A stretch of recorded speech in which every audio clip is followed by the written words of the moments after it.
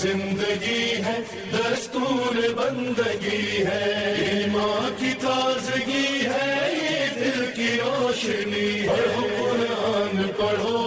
پڑھو قرآن۔ اعوذ باللہ من الشیطان الرجیم، بسم اللہ الرحمن الرحیم، الحمدللہ رب العالمین والصلاة والسلام علی محمد وعلی آلہ الطیبین الطاہرین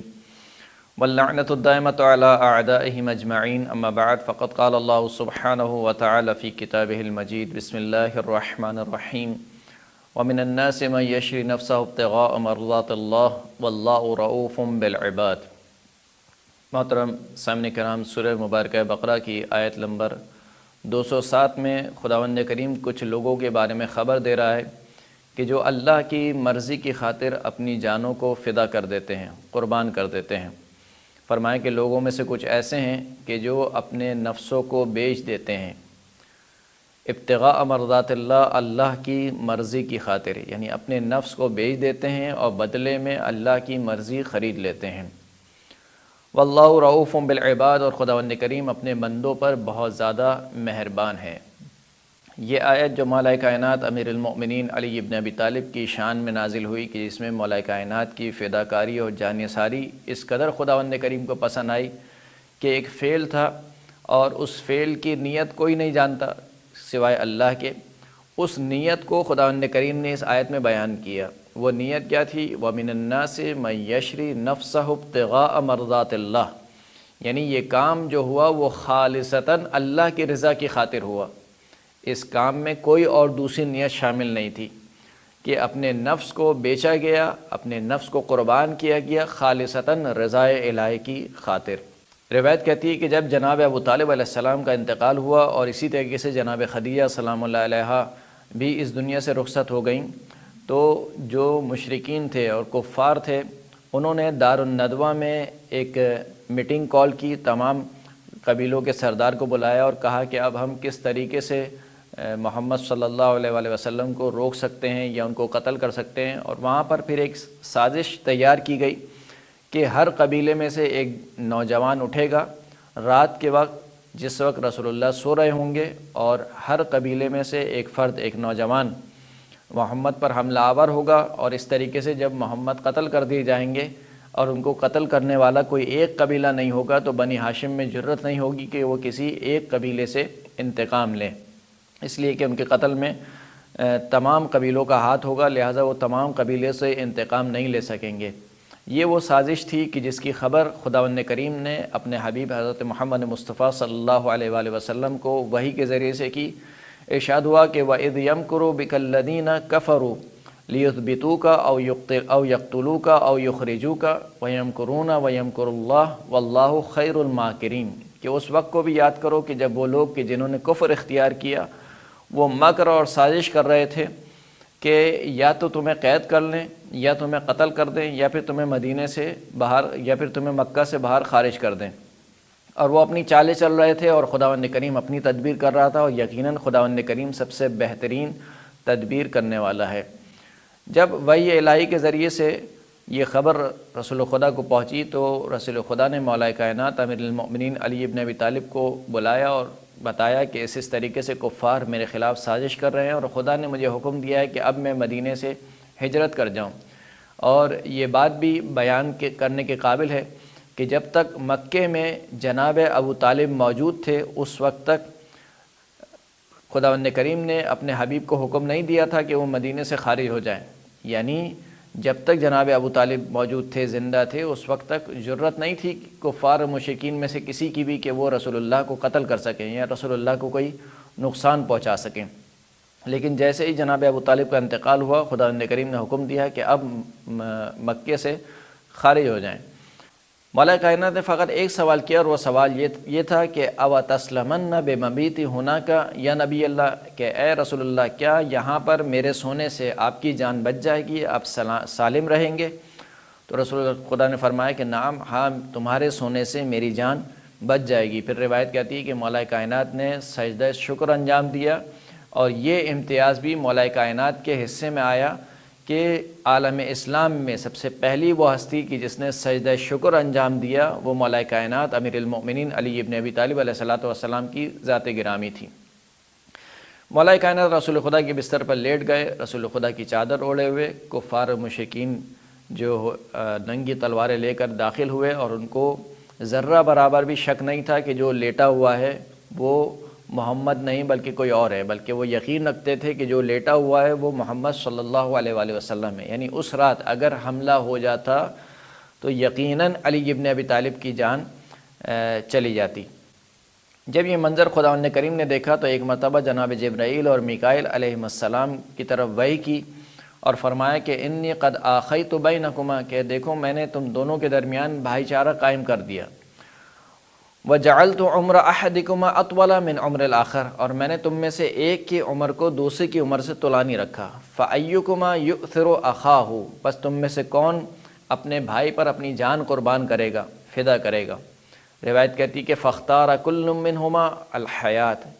ان دونوں میں سے ہر ایک نے، یعنی جناب جبرائیل اور جناب میکائیل میں سے ہر ایک نے زندگی کو پسند کیا کہ ہم زندہ رہیں گے اور میں اپنی جان دوسرے پر قربان نہیں کروں گا۔ جب یہ منظر خداوند کریم نے دیکھا تو پھر وحی نازل کی اور فرمایا کہ الا کنتما مثل علی ابن ابی طالب، کیا تم دونوں علی ابن ابی طالب کی طرح نہیں ہو سکتے تھے؟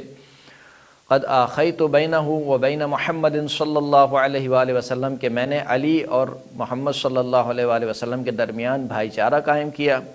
فبات علی فراشہ، پس علی رسول اللہ کے بستر پر سو گئے، یفدیہ بنفسہ، اپنی جان کو رسول اللہ پر قربان کر دیا، ویؤثرہ بالحیات، اور اپنی زندگی کو، اپنی جان کو رسول اللہ پر نثار کر دیا۔ تو کیا تم دونوں علی ابن ابی طالب کی مثل نہیں ہو سکتے تھے؟ اور پھر خداوند کریم نے وحی نازل کی جناب جبرائیل اور جناب میکائیل کی طرف کہ فاہبطا الی الارض، زمین پر جاؤ، فاحفظاہ من عدوہ، اور علی کو علی کے دشمنوں سے محفوظ رکھو، حفاظت میں رکھو۔ دونوں فرشتے نازل ہوئے، ایک سرانے پہ کھڑا ہو گیا اور ایک پائنتی پر کھڑا ہو گیا، اور جناب جبرائیل علیہ السلام کہہ رہے تھے کہ بخن بخن یا ابن ابی طالب، اے ابو طالب کے بیٹے تجھے خوشخبری ہو، مم مثلو کا، تیرا مثل کون ہے اس امت میں؟ کیا فضیلت حاصل ہے علی ابن ابی طالب کو؟ قد باہ اللہ بکا علی الملائکہ، کہ خداوند کریم ملائکہ پر تیرے ذریعے سے فخر کرتا ہے، لہٰذا تیرا مثل اس امت میں کون ہو سکتا ہے؟ تو یہ واقعہ جو شب ہجرت کا واقعہ کہلاتا ہے، اسے لیلۃ المبیت کا واقعہ بھی کہا جاتا ہے، کہ جس میں مولا کائنات سو گئے رسول اللہ کے بستر پر اور رسول اللہ کی جان بچ گئی، اور اس طریقے سے ہجرت کا واقعہ رونما ہوا۔ اس تمام واقعے میں جو بات سب سے زیادہ اہم تھی وہ یہ تھی کہ اہل بیت اطہار نے جس طریقے سے زندگی بسر کی ہے، اہل بیت اطہار کا فقط ایک ہی ہدف اور مقصد تھا زندگی گزارنے کا، وہ تھا رضائے الہی، یعنی جس کام میں بھی اللہ کی رضا ہے اس میں ہماری رضا ہے۔ یہی وجہ ہے کہ جب امام حسین علیہ السلام کربلا کی جانب جا رہے تھے تو فرمایا کہ رضا اللہ رضانا اہل البیت، اللہ کی رضا ہی ہم اہل بیت اطہار کی رضا ہے۔ اسی طریقے سے راوی کہتا ہے کہ ایک مرتبہ امام جعفر صادق علیہ السلام کا کوئی فرزند بیمار ہو گیا اور شدید بیمار ہو گیا،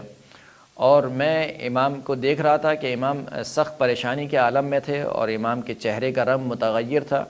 کیونکہ وہ بچہ بہت زیادہ بیمار تھا۔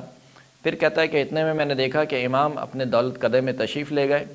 اور اب کی بار جب امام باہر آئے تو میں نے امام کو بالکل برخلاف دیکھا پہلی حالت سے، یعنی امام بالکل سکون کی حالت میں تھے، بالکل اطمینان کی حالت میں تھے۔ امام کے چہرے کا رنگ جو تھا، جو پہلے تھا، وہ اس سے متغیر ہوا، تبدیل ہوا، اور سکون اور اطمینان امام کے چہرے پر دکھ رہا تھا۔ یہاں تک کہ میں نے سوال کیا آپ کے بچے کی حالت کیا ہے؟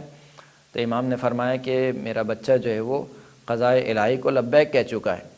تو راوی بڑا حیران و پریشان ہوا اور کہتا ہے کہ اس سے پہلے جب میں آپ کی حالت دیکھ رہا تھا تو آپ کی حالت بہت متغیر تھی، آپ کے چہرے کا رنگ متغیر تھا، چہرے کا رنگ اڑا ہوا تھا، آپ بہت پریشان تھے، اور اب جب میں نے آپ کی یہ حالت دیکھی تو میں شاید یہ سمجھا کہ آپ کے بچے کی حالت بہتر ہو گئی،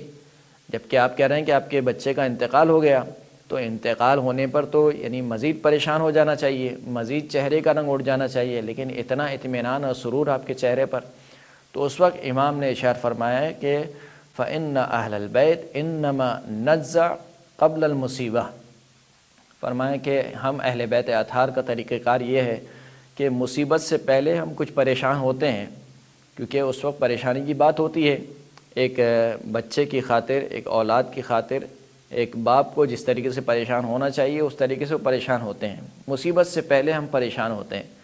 فَإِذَا وَقَعَ أَمْرُ اللَّهِ، لیکن جب اللہ کا امر واقع ہو جائے، اللہ کی قضا واقع ہو جائے، فَرَضَيْنَا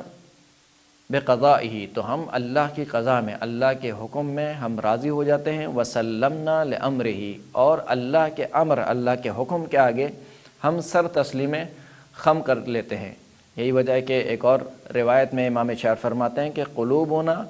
اوعیۃ لمشیۃ اللہ، جو ہمارے دل ہیں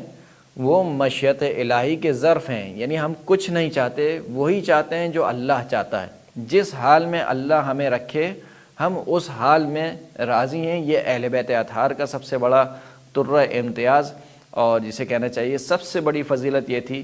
کہ اہل بیت اطہار اللہ کی رضا میں راضی ہونے والے تھے، کہ جس طریقے سے آیت میں بیان ہو رہا ہے کہ